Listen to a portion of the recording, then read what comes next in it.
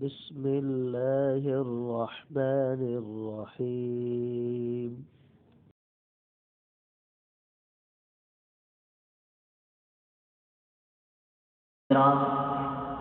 معزز سامعین کرام اور بھائیوں، آج انشاءاللہ ہماری گفتگو کا موضوع سود کے عنوان سے ہوگا۔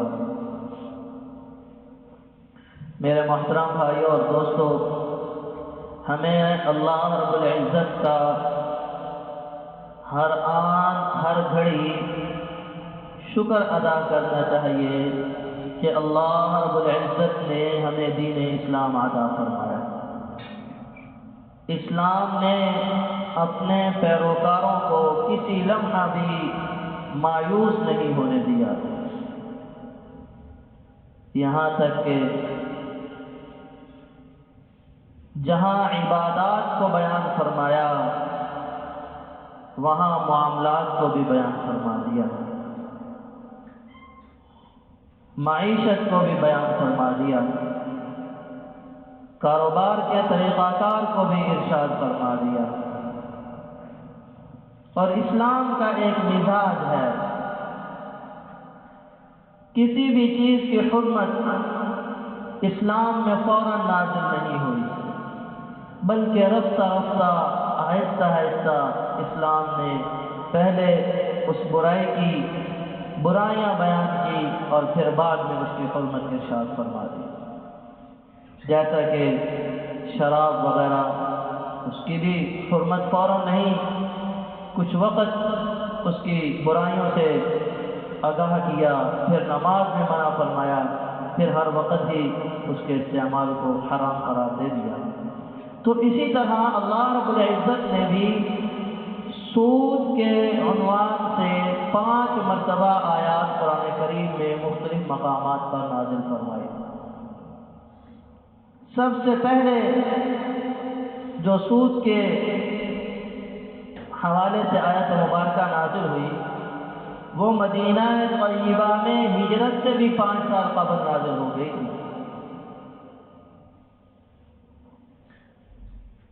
سود یہ اردو کا لفظ ہے، عربی میں سود ربا کو کہا جاتا ہے۔ ربا کہتے ہیں جس کا لغوی معنی ہے چیز کا بڑھنا، بڑھوتری کو ربا کہا جاتا ہے۔ اور اصطلاح شرع میں مال دے کر بغیر کسی عوض کے نفع کے حاصل کرنے کو ربا کہا جاتا ہے۔ یعنی کسی کو 100 روپیہ دیا اور کہہ دیا کہ فلاں تاریخ تک اس کو استعمال کر لو، اس کے بعد میں آپ سے 120 روپے واپس لے لوں گا۔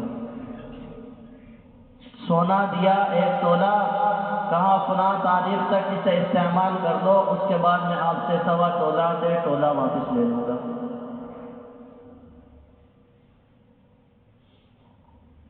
اللہ قرآن کریم میں ارشاد فرماتے ہیں وَمَا آتَيْتُم مِّن رِّبًا لِّيَرْبُوَ فِي أَمْوَالِ النَّاسِ فَلَا يَرْبُو عِندَ اللَّهِ وَمَا آتَيْتُم مِّن زَكَاةٍ تُرِيدُونَ وَجْهَ اللَّهِ فَأُولَٰئِكَ هُمُ الْمُضْعِفُونَ۔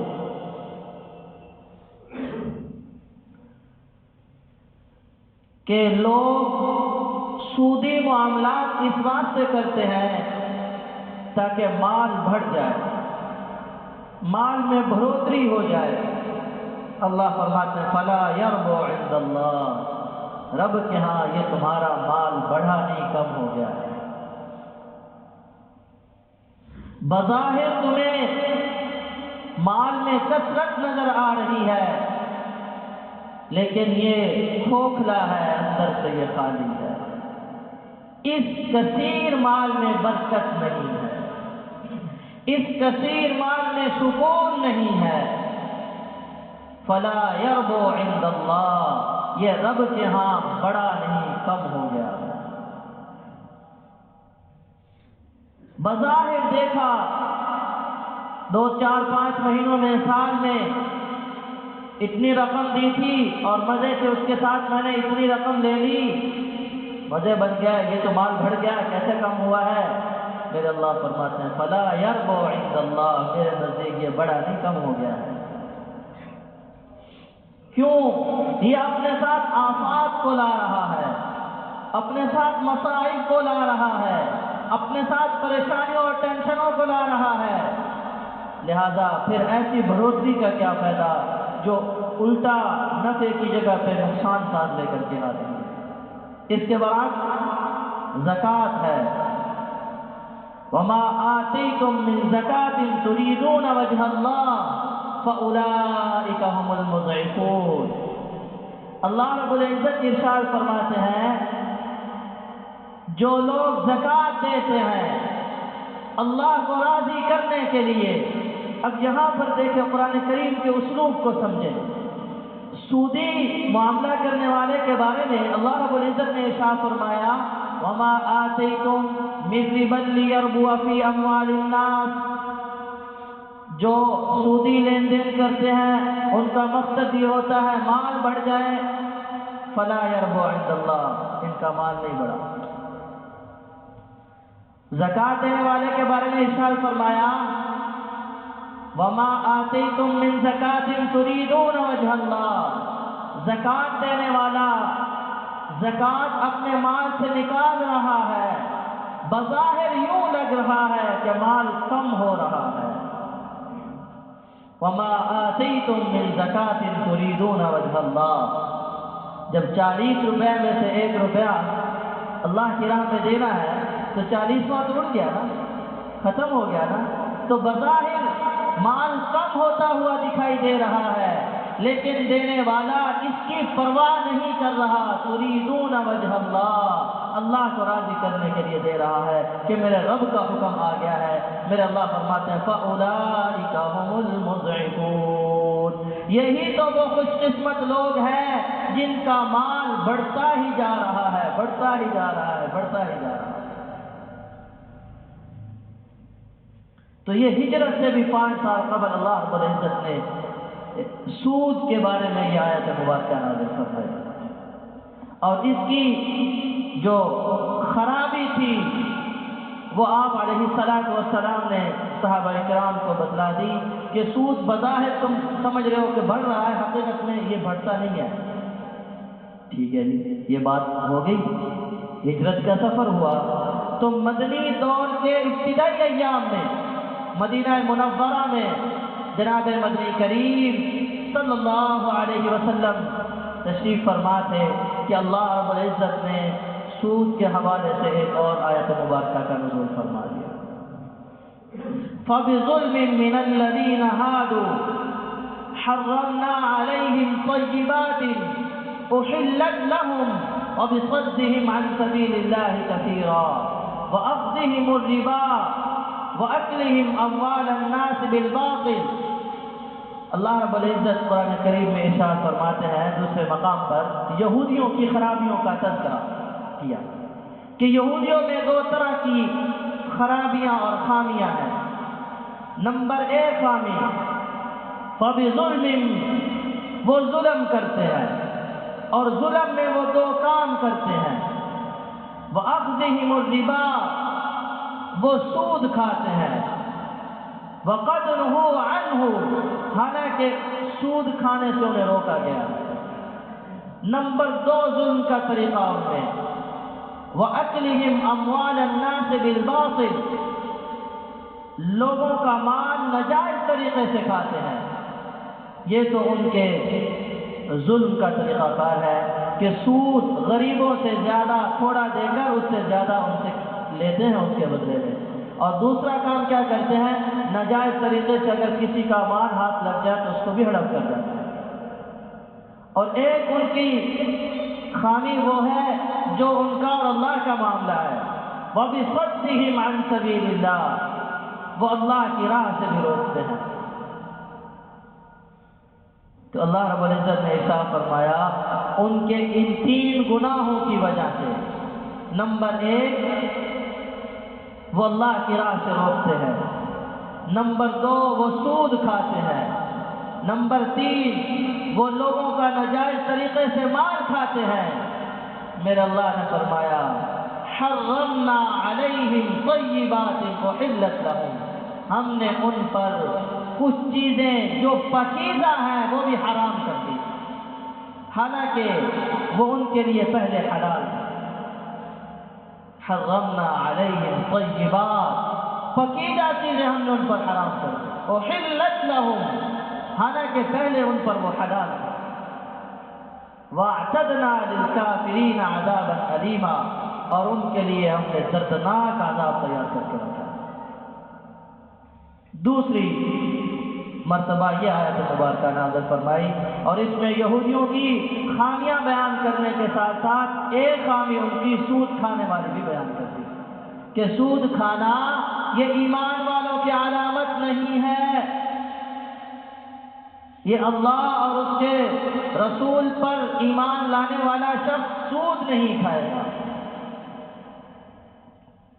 پھر غزوہ احد سے، بعض کہتے ہیں چند دن پہلے، بعض کہتے ہیں غزوہ احد کے بعد، اللہ رب العزت نے پھر سود کی حرمت کے بارے میں قرآن کریم کی آیت نازل فرمایا یا ایھا الذین آمنوا لا تأکلوا الربا اضعافا مضاعفا واتقوا الله لعلكم تفلحون واتقوا النار التي أعدت للكافرين وأطيعوا الله ورسوله لعلكم ترحمون وسارعوا إلى مغفرة من ربكم وجنة عرضها السماوات والأرض أعدت للمتقين الذين ينفقون في السراء والضراء والكاظمين الغيظ والعافين عن الناس والله يحب المحسنين والذين إذا فعلوا فاحشة أو ظلموا أنفسهم ذكروا الله فاستغفروا لذنوبهم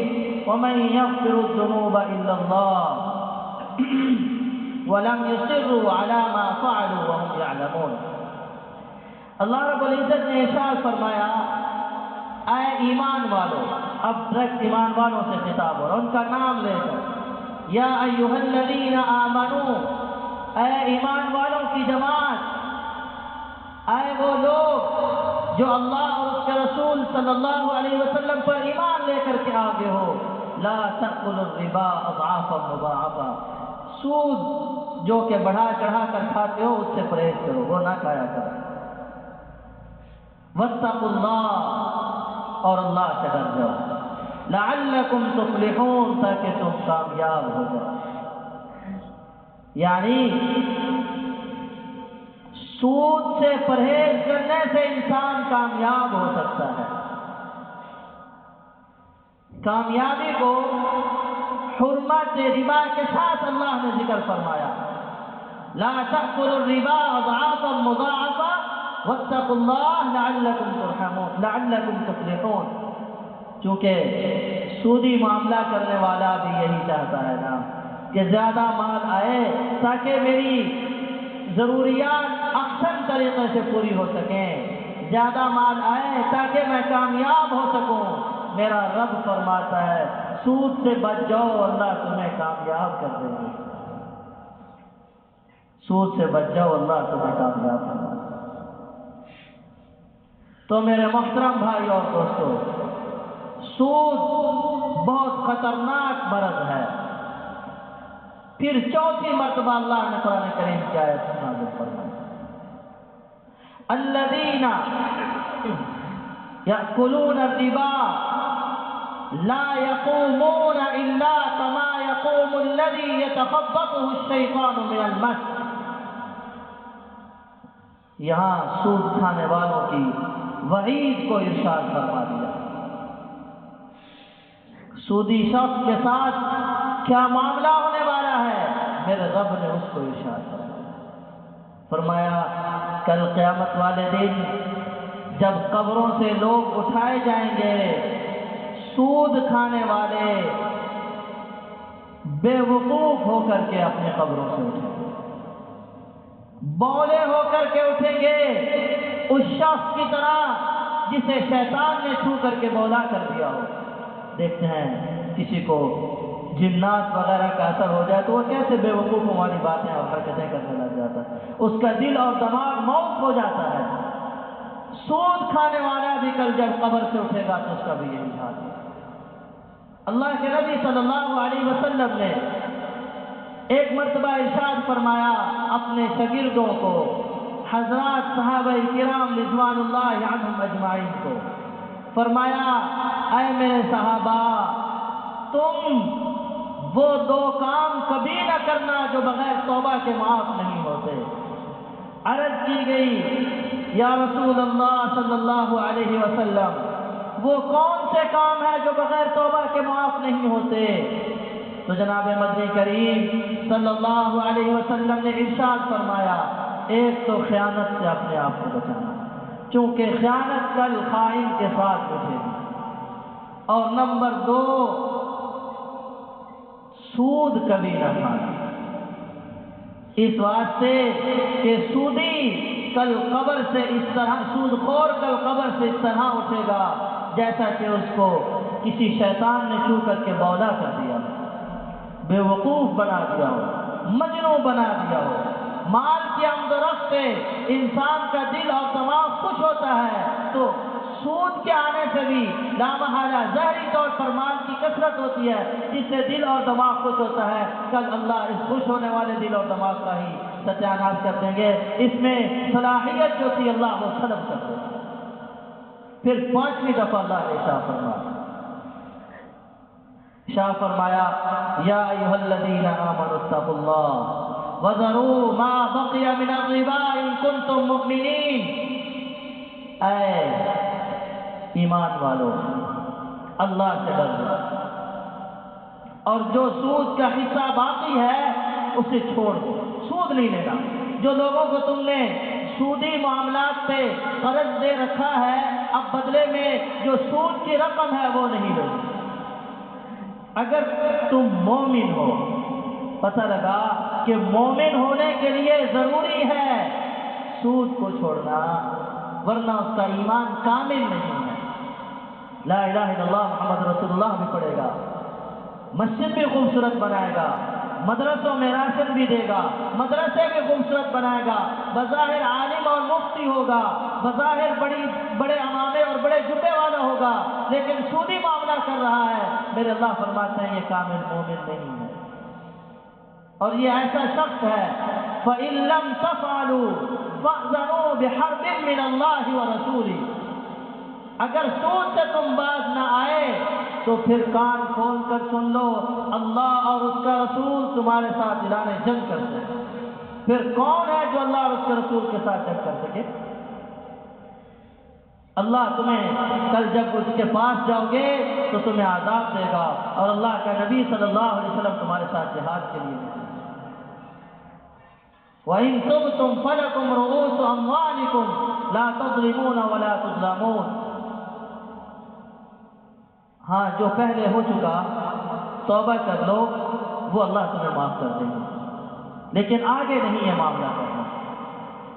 اور اگر حرمت آ جانے کے بعد بھی یہی معاملہ کرے گا تو پھر اعلان سن لیا نا، اللہ اور اس کے رسول صلی اللہ علیہ وسلم اعلان جنگ کریں گے، پھر جنگ کے لیے تیار ہو جائے۔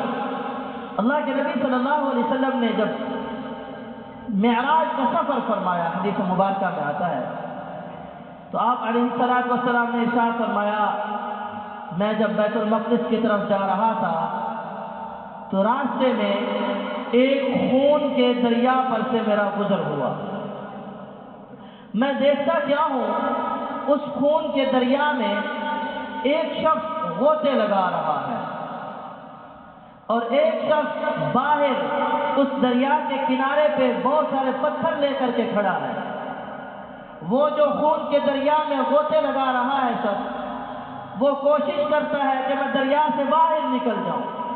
جب وہ دریا کے کنارے پر پہنچتا ہے تو آگے جس شخص کے پاس پتھر ہوتے ہیں وہ اٹھا کر کے اس کے منہ پہ زور سے پتھر مارتا ہے، جس سے وہ دوبارہ دریا کے درمیان میں پہنچ جاتا ہے۔ تو جناب مدنی کریم صلی اللہ علیہ وسلم نے ارشاد فرمایا، میں نے جبرائیل علیہ السلام سے پوچھا یہ کون بندہ ہے؟ تو جواب دیا گیا، یا رسول اللہ صلی اللہ علیہ وسلم یہ سود خور ہے۔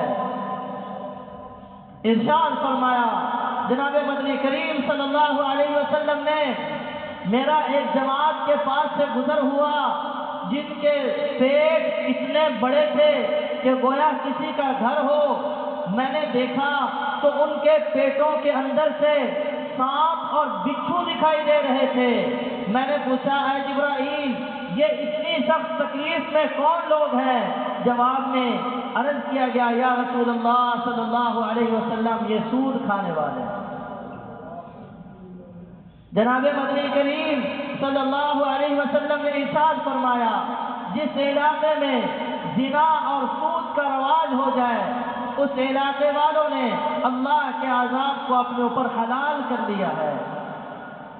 ارشاد فرمایا، جس علاقے میں سود اور زنا عام ہو جائے اس علاقے میں بولا پن عام ہو جائے گا، اللہ ان کے دماغوں کو موت کرنا شروع کر دے گا۔ ارشاد فرمایا، جس نے جان بوجھ کر سود کا 1 درہم کھا لیا اس نے اتنا بڑا گناہ کر دیا جیسا کہ اس نے 36 مرتبہ زنا کیا ہو۔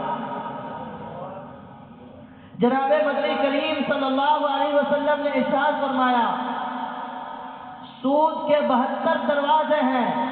ایک روایت میں ارشاد فرمایا سود کے 73 دروازے ہیں۔ سب سے کمتر سب سے چھوٹا دروازہ سود کا وہ ایسا ہے جیسا کہ اپنی ماں کے ساتھ زنا کر رہا ہے، اپنی ماں کے ساتھ اپنی حاجت کو پورا کر رہا ہے، اتنا سخت گناہ ہے۔ تو میرے محترم بھائیو اور دوستو، سود کی حرمت کو ہم سمجھنے کی کوشش کریں، اور جس چیز میں تھوڑا سا بھی سود کی امیزش محسوس ہو اس کو چھوڑ دیں۔ واقعہ پڑھ رہا تھا امام اعظم ابو حنیفہ نبر اللہ مرقدہ کا، امام صاحب ایک شخص کا جنازہ پڑھانے کے لیے تشریف لے جاتے ہیں۔ وہاں سخت دھوپ تھی، قریب میں ایک مکان تھا۔ لوگوں نے عرض کی کہ حضرت اس مکان کے سائے میں تشریف لے آئے، ابھی کچھ لوگ آ رہے ہیں، ان کا انتظار کرنا ہے، پھر جنازہ پڑھتے ہیں۔ تو امام صاحب نبر اللہ مرقدہ جواب میں فرمانے لگے، یہ جس بھائی کا مکان ہے نا اس نے مجھ سے قرض لے رکھا ہے۔ میرے تک اللہ کے نبی صلی اللہ علیہ وسلم کی حدیث مبارکہ پہنچی ہے کہ جس نے کسی کو قرض دیا پھر اس قرض کے عوض میں اس نے اس سے بغیر کوئی مشقت کیے نفع حاصل کیا تو یہ سود ہے۔ کہیں اس میرے مقروض کے مکان کا سایہ بھی سود کے زمرے میں نہ آ جائے، میں تو اس کے سائے سے بھی پرہیز کروں گا۔ وہ ایسے لوگ تھے۔ پھر اللہ نے ان کے علم کو بھی تو پوری دنیا میں عام فرمایا۔ آج امام ابو حنیفہ نبر اللہ مرقدہ